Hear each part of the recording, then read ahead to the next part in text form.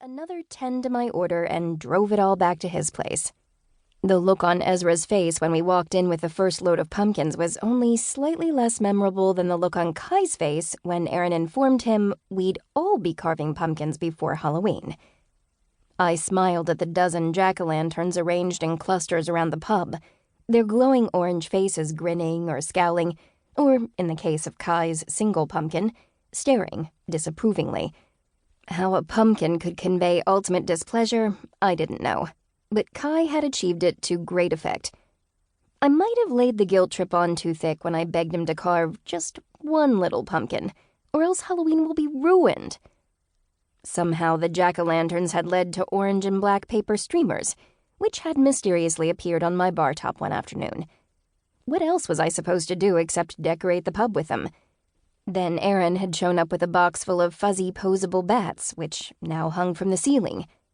No one was taking credit for the red and orange lights strung across the liquor shelves behind me, but I suspected they were Clara's doing.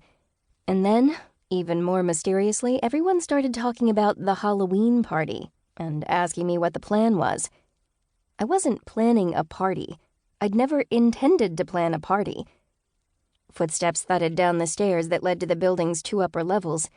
With her brown hair spilling out of its messy bun, Clara wheeled around the corner clutching a bulging folder. She careened toward me, her face a mask of urgency. "Hi, Clara," I said. "You're working late tonight." "Candy corn," she blurted.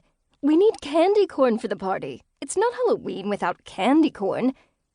"I'll add it to the shopping list."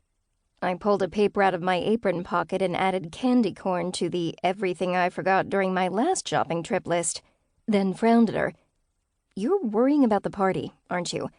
You have enough to deal with. I'll handle it." "I can't help myself."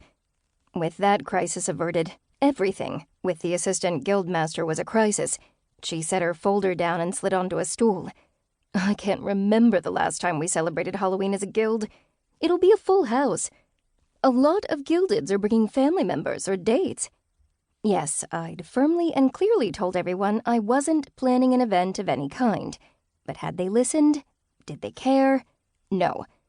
I was now hosting the guild's biggest party of the year, all because I'd wanted to carve a damn pumpkin. "We'll help with bartending," Clara added, straightening her folder, "so you can enjoy the party too. Have you chosen a costume yet?" Parties I could do.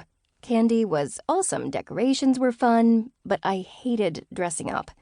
Before I could stop it, a scowl overtook my face.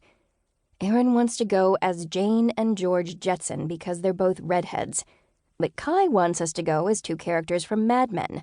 I've only seen like 3 episodes. "Kai just wants to wear a suit and call it a costume," Clara observed wisely. "What about Ezra? You 2 can dress up as Jon Snow and Ygritte." "Game of Thrones?" I mused. "At least I'd be a badass wildling." Clara's eyes lit up. "Ezra even looks like Jon Snow. You 2 in costume would be so cute. You only have a day to get it ready, though. I bet you could hit up the specialty shop on—" I quickly waved a hand. "I'm good. Costumes are optional, and I'll be wearing an apron anyway." Her face fell. "But it's your party. You have to wear a costume." Holding my smile in place, I just nodded. My party. Ugh. She picked up her folder and half the contents made a bid for freedom. I grabbed the papers as they slid across the bar top, and together we stuffed all the paperwork back into its cardboard prison. "Thanks." She heaved a sigh. "I have so much to do, and Darius wants me to—" "Oh!" "Oh?" I asked warily, disconcerted by her sudden horror. "I forgot. Darius asked me 2 weeks ago to... but I got distracted by... and I didn't tell you." "Tell me what?" She winced guiltily. "Darius wants to update the pub menu. It hasn't changed in years, and we're well overdue to spice things up. He suggested you might like to do it." "Me?" "You and Ramsay work the most hours in the pub, but Ramsay's busy with his apprenticeship and doesn't want the extra responsibility. I've mentioned to Darius several times that you might enjoy having a voice in the pub's management." "A voice in management?" It was a paltry bone, not even close to a...